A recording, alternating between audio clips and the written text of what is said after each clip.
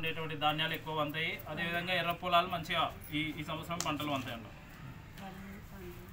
సస్యాధిపతి గురువు.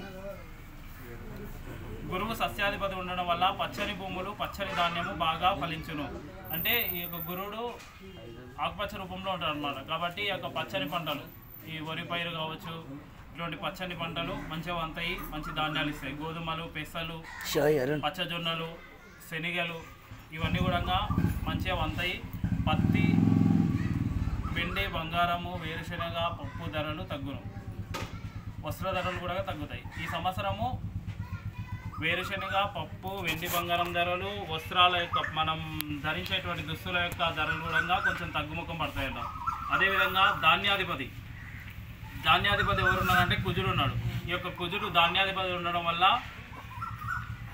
ముళ్ళు ధాన్యములు, కందులు, బెబ్బర్లు, మిర్చి, వేరుశనగ, ఎర్రధాన్యము, ఎర్ర భూములు ఫలించును. చెరుకు, బెల్లము, పంచదార, నెయ్యి, నూనె గింజలు, నూనెలు, ఆముదము ధరలు పెరుగును. కొన్ని ఈ ధాన్యాధిపతి కుజుడు ఉండడం వల్ల ఎర్రధాన్యం వంతది, ఎర్ర భూములు ఫలించును. చెరుకు, బెల్లము, పంచదార, నెయ్యి, నూనె గింజలు, నూనెలు, ఆముదాల ధరలు పెరుగును. ఆహార ధాన్యములకు ధరలు పెరుగును. మనం నిత్యావసరమైనటువంటి ఆహార ధాన్యాలకు ఈ సంవత్సరము ధరలు కొంచెం పెరిగే అవకాశం ఉంది. అదేవిధంగా అర్ఘ్యాధిపతి రవి. అర్ఘ్యాధిపతి కూడా సూర్యుడే ఉన్నాడు. ఈ యొక్క సూర్యుడు అర్ఘ్యాధిపతి ఉండడం వల్ల వర్షం తక్కువ, ధరలు హెచ్చు, ప్రజల ఆకలి బాధలు, రాజకీయ నాయకుల ఒడిదుడుకులుండును. ఎర్రని ధాన్యములు, వెండి, బంగారము ధరలు పెరుగును.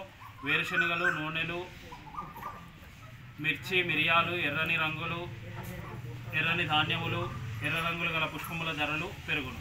అదేవిధంగా మేఘాలకి అధిపతి ఎవరున్నారంటే సూర్యుడే ఉన్నాడు. ఈ యొక్క మేఘాలకు అధిపతి సూర్యుడు ఉండడం వల్ల కండవృష్టి, పంట తక్కువ, ఎర్రని భూములు, ఎర్రని ధాన్యం.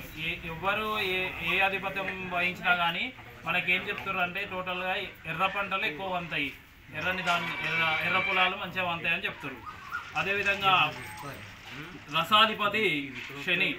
అల్పవృష్టి కలుగును. నువ్వులు, మినుములు, ఉలువలు, నల్ల ధాన్యాలు, నల్ల భూములు ఫలించును. ఈ యొక్క రసాధిపతి శని ఉండడం వల్ల కూడా నల్ల భూములు కూడా ఫలించే అవకాశం ఉందని చెప్తున్నారు.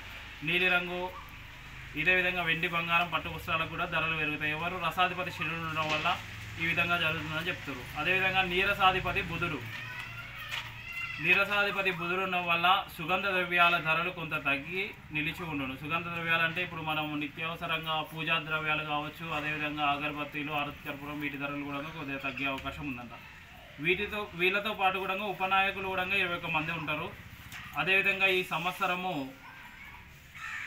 మనకు చూసుకున్నట్టయితే ఈ సంవత్సరం మూడాలు కూడా గురుమూఢం ఉంటుంది, శుక్రమూఢం ఉంటుంది. దాదాపు ఒక 3 నెలలు, ఒక 4-5 నెలలు మూడాలతోనే వెళ్ళిపోతుంది ఈ సంవత్సరము. ఆ సమయంలో మనం పెళ్ళిళ్ళు గిట్టంగా అవన్నీ చేసుకొని ఉండదు. ఎప్పుడు ఉంటాయంటే జూన్ నెలలో వస్తుంది. జూన్ నెల 9 తారీఖు వచ్చి జూలైలో 10 తారీఖు గురుమూఢం వెళ్ళిపోతుంది.